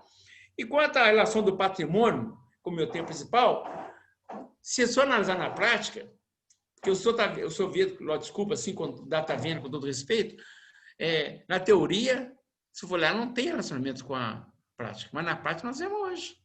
Quando dá separação, patrimônio que são ocultados, patrimônio que são colocados para pagar dívida do casal, patrimônio... E vem assim, eu citei a lei 8.009, que tem impenhorabilidade, que muitas das vezes o cara que entra com a ação, os pais tem um devedor, entra com a ação, cota dele, no patrimônio que é empeorado. Então, sim, eu acho que sim, a dissolução conjugal, a relação patrimonial tem muito a ver com a dissolução conjugal. Em todo sentido, não só com a divisão, como nas consequências dessa divisão posterior com alguma dívida que foi contraída anterior à União. Tá certo? Então, eu findei meu trabalho mais, e no final, quando você fala autonomia, até eu gostei que o professor Matheus falou, a constelação familiar. Eu tinha muito assunto mesmo para colocar. Mas eu resolvi tirar muita coisa, porque eu queria trabalhar mais na prática, que é a constelação familiar, que são hoje direitos da família, ela é importantíssima. Hoje, essa oficina jurídica que eu falei, ela entraria em constelação familiar nela. Porque ia discutir como é que é. E hoje a modernidade que nós estamos caminhando, isso vai ser importante. Olha quem que é. A oficina jurídica com as relações das constelações familiares. Vai trazer para a prática uma evolução enorme. Eu acho isso interessante. Não sei se vou poder voltar vivo para ver isso ainda, porque eu tenho certeza que tem muitos doutrinadores, muitos estão vendo isso já. Porque o que acontece? A maior parte dos nossos doutrinadores, juristas, trabalham muito na parte teórica, como o professor Matheus falou. Isso, né? E eu vim 30 anos na parte prática. Eu fui fundador do NPJ de Lafayette, comecei a trabalhar com 2 famílias, 3. Hoje, você vê o NPJ hoje, nós temos mais de 3 mil processos, tudo de quê? De família. Lá quase 100% é família. E a de estrutura é enorme. Então, eu acho importante, sim, essa constituição familiar, principalmente na área de defensoria pública, os núcleos para jurídicos das faculdades, que mexe com a área carente e pobre. Essa constituição familiar, que não tem condições de pagar um psicólogo, um assistente, nada. Então, essa constituição familiar, criar essa oficina e trabalhar com os pais na separação, esse problema, tá, que vai na prática vai acontecer, para que amenizar, não vai terminar com esse problema, não. Vai continuar, mas vai amenizar. Menos sofrimento, igual o senhor disse, o senhor, professor Múcio. Vocês estão vendo a estrutura que vocês têm, psicológica, financeira, cultural, conhecimento, vocês estão passando com o problema. Estão vendo que a guarda compartilhada não existe. Só na teoria, né? Lá no papel. E isso é o que eu estou querendo demonstrar. A guarda compartilhada é muito bonita, tem, como você falou, tem lado positivo e negativo. Ela tem muitos pontos positivos excelentes. Porque ela tem esse ponto positivo muito aplicado, que ela é muito boa, na Inglaterra. Cultura do povo elevado, o casal com separar, continuar amigo, pai, entendeu? Mas como você vai aplicar uma guarda compartilhada buscando, copiando o direito da Inglaterra, trazendo a mesma coisa do Brasil, tá certo? A entrada do Brasil, quando chega no Brasil, a estrutura do Brasil é diferente, a cultura é diferente. É um Brasil mais atrasado, um povo mais atrasado. Hoje nós temos essa constituição familiar, o senhor falou, hoje ela já é aplicada na prática a mais de 16 estados do Brasil. Muitos juízes já estão trabalhando em constituição familiar, sem nenhuma doutrina e sem nenhuma jurisprudência, nenhuma lei que ampara. Tá certo? Como o Brasil vem desde 86 trabalhando na guarda compartilhada, com doutrinas. Mas depois vem criando as normas, como as leis e tal. Então, eu acho, na minha opinião, que isso aí é importante. Agora, quanto à autonomia, com o seu direito de família, concordo em parte com o senhor, com Data Vena também, que eu acredito que deveria ter um código, um estatuto de família, não separado para discutir só sobre uma dissolução do Estado e as consequências dela. Uma ruptura conjugal e as consequências dela. Só que é sobre o problema psicossocial da família e dos filhos. Quanto às outras coisas, sim. Se eu fiz aqui, nesse eu tenho direito a um patrimônio X, eu vou trazer ele. Se eu tenho direito à empresa, tal família, a empresa, na minha cota, a parte é X, eu vou ter outro procedimento, vai sair da relação que trata o lado emocional psicológico, que é a dissolução do conjugal. Se eu fui claro, professor, muito bem, muito obrigado, professor. Se tiver alguma coisa, estou à disposição. Muito obrigado, professor Frederico e professor Matheus. Claríssimo, Carlos. Ok. Agradeço. Satisfeito, né, Fred? Satisfeito. Bem, eu só vou fechar a defesa fazendo apenas algumas observações. Eu acho que o direito, não só o direito civil, mas o direito como um todo, é um mundo de faz de conta, né? Você cria uma ficção, você cria um ideal, você cria uma proposta de comportamento coletivo que algumas áreas do direito, alguns ramos do direito, chegam até a tentar se aproximar do que seria na realidade. Ou seja, o direito é uma expectativa. E eu acho que dentro do direito de família, talvez essa realidade seja mais distante da norma do que nas outras áreas, dadas, inclusive, as contingências das relações familiares. E o próprio mestrando, o Carlos, ele disse que o Brasil é um país pobre, a maioria das pessoas não tem condição cultural ou financeira para, eventualmente, dar efetividade à guarda compartilhada, mas mesmo as pessoas que teriam uma condição um pouco melhor, né, têm dificuldade em dar efetividade, concretude à guarda familiar, compartilhada. Eu não sei se na Inglaterra ou na Suíça isso funciona bem, né? Mas eu não chego a dizer também que igual um amigo meu que separou e ele é um pouco mais radical, ele diz que filho é da mãe, filho não é do pai, filho é da mãe. No sentido, bom sentido, tá, gente? Não no palavrão. E se o filho é da mãe, como é que você vai compartilhar o que é de apenas de um dos genitores? Ou seja, quem fica com o filho, ele não compartilha, ele apenas buscaria aí uma aparência de compartilhamento, e o judiciário não tem como intervir. Como é que o judiciário vai intervir? Vai fazer o quê? Você vai ter um juiz para cuidar de caso a caso, para verificar a questão de horário, a questão de decisão democrática, se não há alienação parental. É muito difícil. Então, Carlos, Matheus e Fred, aqueles que lidam com o direito de família têm muita dificuldade de lidar, porque, a rigor, o que acontece? Nós acabamos estabelecendo uma premissa normativa ficcional que, na realidade, é muito difícil de ser implementada, né? Você entender que os filhos terão acesso ao tempo com o pai, como a mãe o teria, sendo que a guarda está com a mãe, aí você vai compartilhar, é muito difícil. Agora, eu te pergunto, é melhor ter assim do que não ter. Imagina se você não tivesse nem a norma. E se não tivesse a norma? Com norma já é complicado, sem a norma, aí a gente teria um vácuo quanto a um ideal de comportamento, aí eu acho que as coisas seriam muito piores do que são. Mas eu tive essa oportunidade de tentar te ajudar nesse trabalho, Carlos. Acho que o seu trabalho é essencialmente prático, é uma vida lidando com isso. Nós somos realmente privilegiados de poder ver o seu depoimento, porque o seu trabalho, muito mais que uma dissertação, não dizendo que não é uma dissertação, é um depoimento de vida. Você está depondo, você está nos apresentando a experiência que foi a sua vida, lidando com isso. E, a rigor, você percebe que, infelizmente, tem um lado muito negativo, porque não está funcionando, e basicamente você lida com o povo brasileiro, você lida com pobre, é pobre que vai para o NPJ, né? E você vê que com eles é muito complicado funcionar. E a justiça de família, a justiça comum, trabalha com números. Ela quer julgar o mais rápido possível e ficar livre o mais rápido possível. E ela não tem como fazer diferente.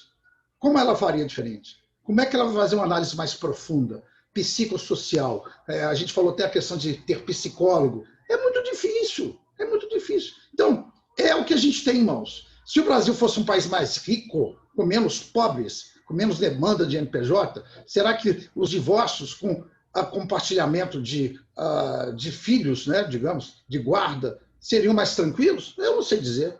Eu não sei dizer. Talvez o seu trabalho poderia ter avançado um pouco mais sobre a questão do direito comparado em países como a Inglaterra, que você cita, e verificar se a guarda compartilhada funciona melhor lá, se existe maior maturidade por parte dos casais em, de fato, decidir o destino dos seus filhos e terem aí um equilíbrio na relação com os filhos. Eu acho que o equilíbrio realmente deixa a desejar, na maior parte das vezes.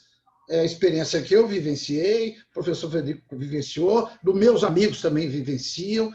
É muito complicado você ter uma guarda compartilhada que seja próxima do ideal. E o ideal realmente é difícil de dizer, porque ele é subjetivo. Mas eu acho que enfrentar essa questão como você enfrentou, Carlos, tentando fazer uma síntese da sua vida profissional e havendo, obviamente, fragilidades do ponto de vista acadêmico, como foi lembrado pelo professor Matheus e Fred, isso não tira de você o grande trunfo a grande virtude, como o professor Frederico falou, né, que tem virtudes e defeitos, que é a sua experiência profissional.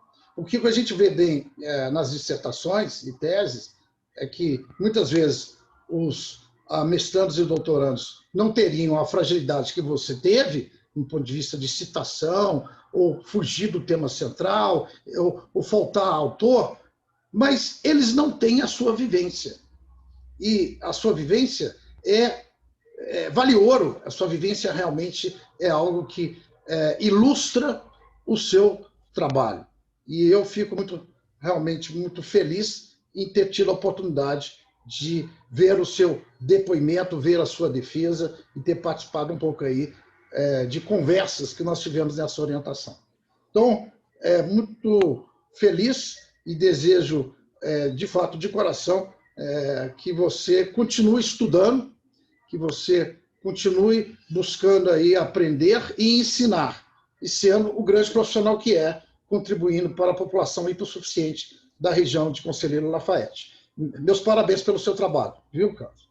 E se quiser falar mais uma coisa para fechar, gostaria, Carlos? Gostaria, sim, só fazer um agradecimento, se pudesse.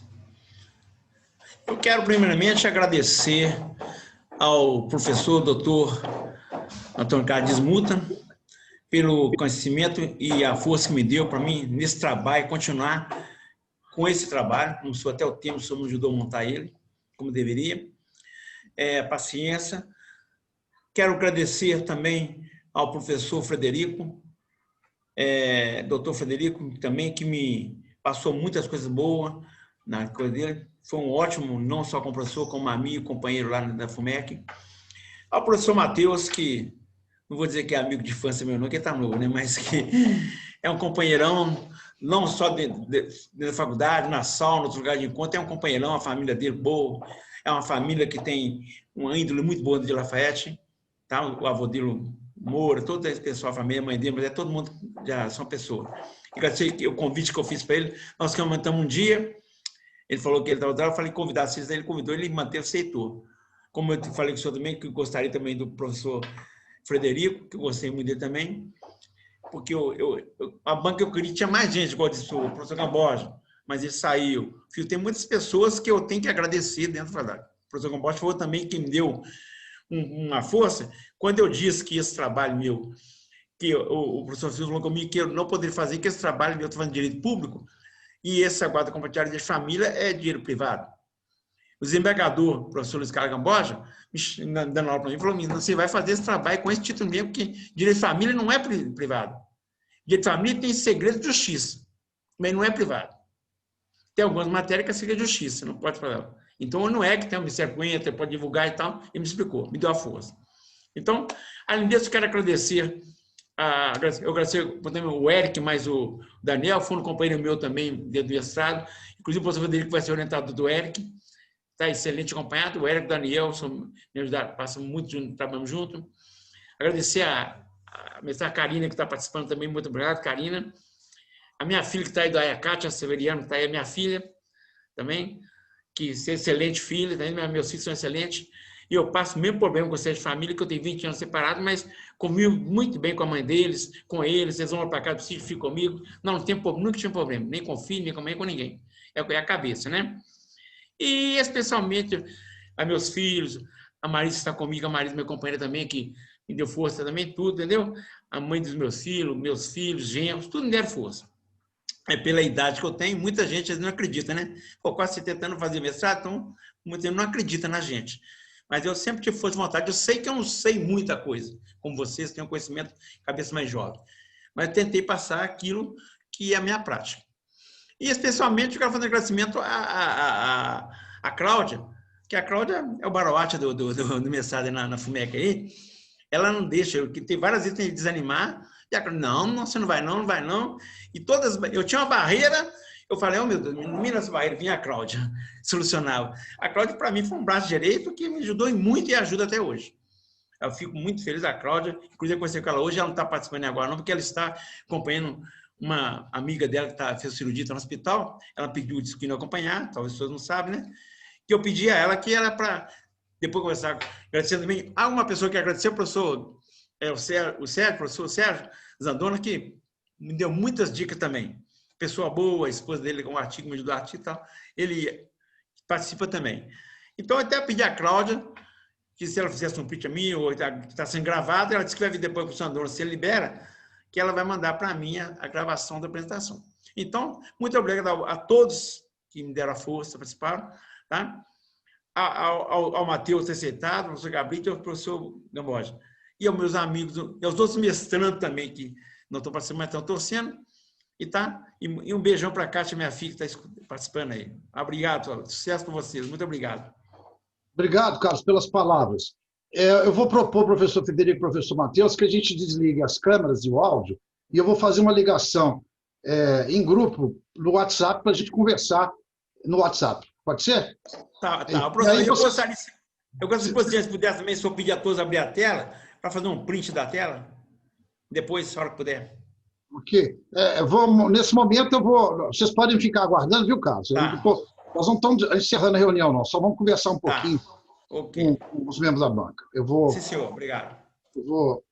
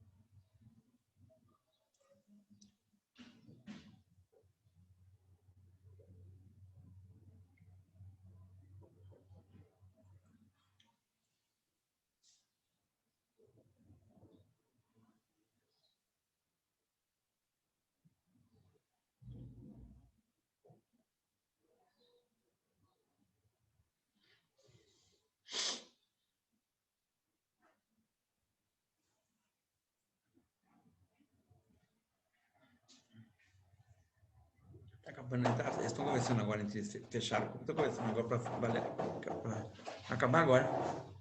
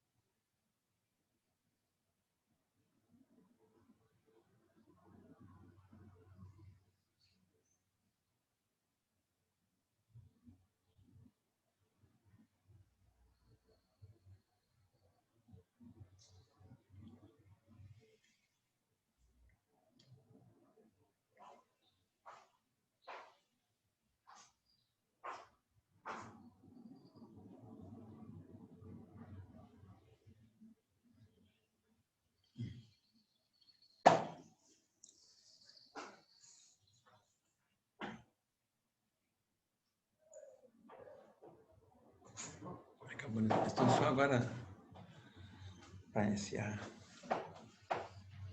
Eu já tenho também quase 2 horas, pô. Tá cortado o som.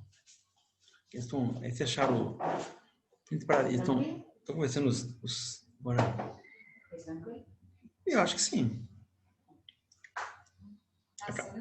A caixa está aqui, né? A caixa está ligada lá. Tá. Pode pedir para qualquer pessoa? Pode, eu mandei para você aqueles links que tinha lá para ele entrar aqui. Eu agradeci a pena dela, a Karina, o Érico, o Matheus, o Federico, a Karina, a Exa, o Daniel. Vai dar a resposta, vai dar agora. Vou encostar aqui que eu vou fazer a música. Carlinhos, o seu áudio está aberto.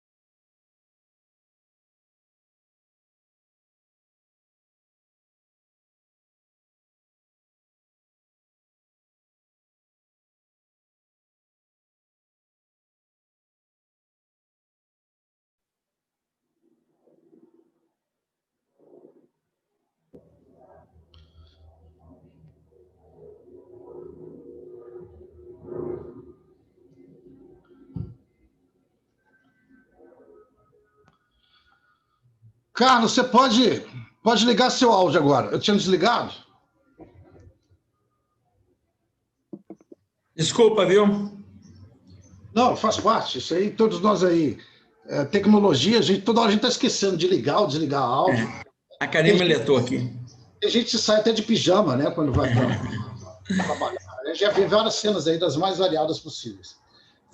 Nós conversamos agora, né? Via WhatsApp, né? Tem essa função agora que está ajudando a conversa que seja mais inclusiva, né? Você não fica trocando só mensagem no WhatsApp. E eu propus à banca, e a banca aceitou com muita felicidade a sua aprovação, Carlos. Então, Parabéns, você foi aprovado e de fato, hoje é dia de tomar uma cerveja, né? Se Deus quiser. Novo mestre aí pela FUMEC. Alegria na sua vida e parabéns e obrigado pela confiança. Tá? Muito obrigado, senhor. Obrigado. Sem palavras. Uma cerveja, tá? Parabéns. Então, obrigado. Obrigado a todos. Obrigado, viu? Vou interromper a gravação, ok? Sim. E depois eu vou mandar para a Cláudia para que depois possa compartilhar dentro, não sei se é do YouTube, eu não sei como é que é. Ok? Obrigado, então, professor. Obrigado ao Cabrício, obrigado ao Matheus também. Muito obrigado, viu? Valeu muita experiência com vocês. Muito obrigado a você. Faz o print aí da tela. Estejam aí, tá? Vamos abrir a tela, fazer um print.